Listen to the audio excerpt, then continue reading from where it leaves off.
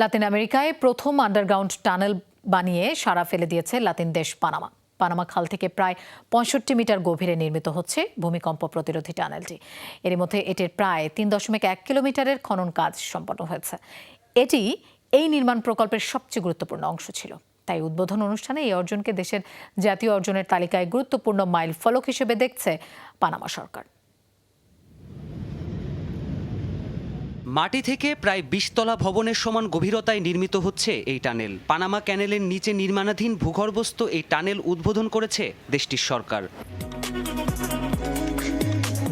৪ বছরেরও বেশি সময় ধরে চলছে ভূমিকম্প প্রতিরোধে সক্ষম টানেলটির খনন কাজ। শক্তিশালী বোরিং মেশিনের সাহায্যে টনকে টন মাটি আর পাথর কেটে এরই মধ্যে শেষ হয়েছে প্রায় ৭০% খনন কাজ। ধ্বংসের হাত থেকে টানেলটিকে রক্ষায় বসানো হয়েছে ১৫৬০টি কংক্রিটের রিং।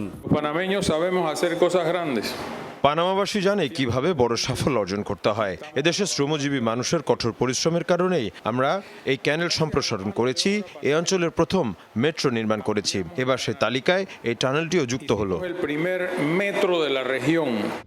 মেট্রো লাইন 3 নামের বিশাল এক প্রকল্পের অংশ এই টানেল। পানামা সিটির আলব্রুক থেকে সিদাদ দেল ফুতুরো এলাকা পর্যন্ত যাবে এই মেট্রো প্রকল্প।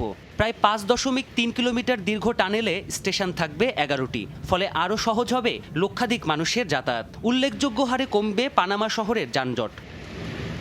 লাতিন আমেরিকার প্রথম আন্ডারগ্রাউন্ড টানেল নির্মাণের উল্লেখযোগ্য অগ্রগতিকে মাইলফলক আখ্যা দিয়েছেন দেশটির প্রেসিডেন্ট হোসে রাউল মুলিনো।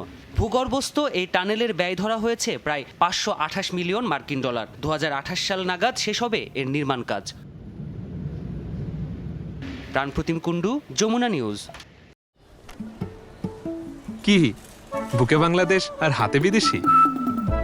এই যে হোয়াইট প্লাস প্রো সেনসিটিভ স্কয়ারের